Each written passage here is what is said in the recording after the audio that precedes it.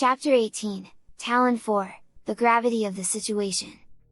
Once everyone had calmed down from the intensity of the previous story segment, and older sisters and older sister figures had calmed and comforted the youngsters, Celestia turned to Samus. "So what happened after that?" she asked. "Well," Samus continued, "after that, I was able to go to one of the chambers behind the hall and acquire my ice beam, one of my more useful beam weapons. Afterwards, my map indicated somewhere new to explore via an elevator to the Tallon overworld. Following a path around a great many tree roots, the pair came out atop a high cliff above where Spike had found his first meal of phase-in. The pirate frigate that Samus had explored in orbit had crashed there, and most of it was underwater. They made their way back to the ship after dealing with a few air parades, though Spike now had to sit outside as he was a bit big for the interior as he was. Samus made a mental note to figure out a solution to that. She certainly wasn't going to leave him behind. While Samus was inside the ship, Spike decided to meditate as she had taught him. He tried to apply logic to the problem. If he had grown this fast, logic seemed to dictate to him that he should be able to shrink as well. He was probably on the wrong track, but it was worth a try to attempt. Remembering how it had felt to grow, he focused his mind on that sensation, trying to reverse it. He hadn't made any progress by the time Samus came back out of the ship. "We need to get back to the Phendrana drifts," Samus stated. "Scans indicate unusual gravity fluctuations there. In all likelihood, it's a Chozo gravity suit upgrade, which will let me handle water easier." "Let's go," Spike agreed, standing back up. Returning to the drifts via the elevator behind Thirda's former lair, Samus and Spike made their way to another section of the drifts. Following separate paths, they began exploring a large underground section.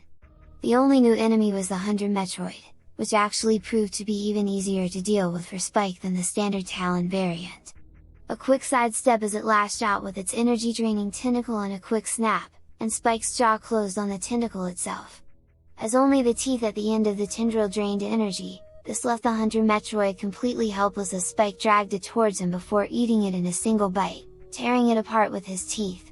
"Strawberry," he said happily, licking his lips.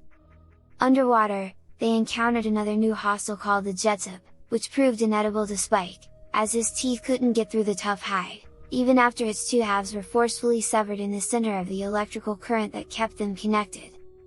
When they reached the chamber where Samus had detected the gravimetric anomalies, she clung to Spike's side as he swam through the massive underground lake. He was built for water far better than she was in her power suit without the gravity suit function. Thankfully, Spike was able to quickly find the upgrade, and once it had been applied to the suit, Samus was able to leap through the water as easily as she did in the air.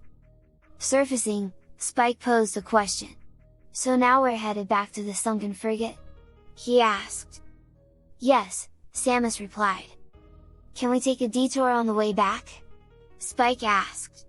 "I feel another artifact." Nodding, Samus let Spike lead the way.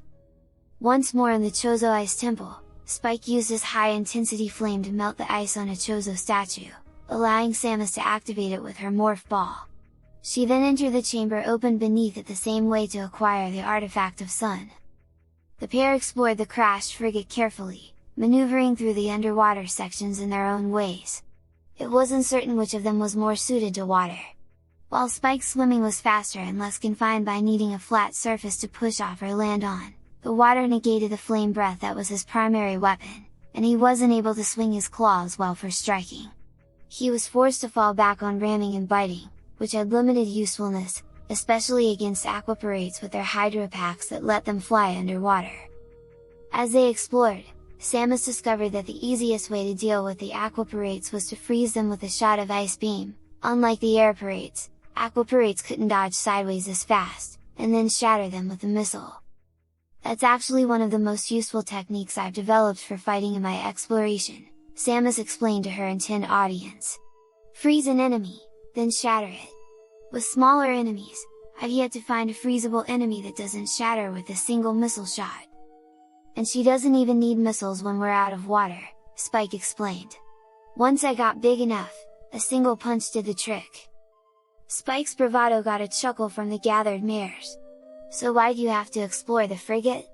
Pinky asked. Doesn't sound like you missed anything from when it was in orbit. Samus nodded. I didn't. But, the frigate blocked a path to where we did need to go. Into the heart of space pirate territory on Tallon 4, Spike added. The Phazon mines, they chorused together. The gathered audience was dead silent, except for one. Ooh, Pinky giggled. Nice suspense!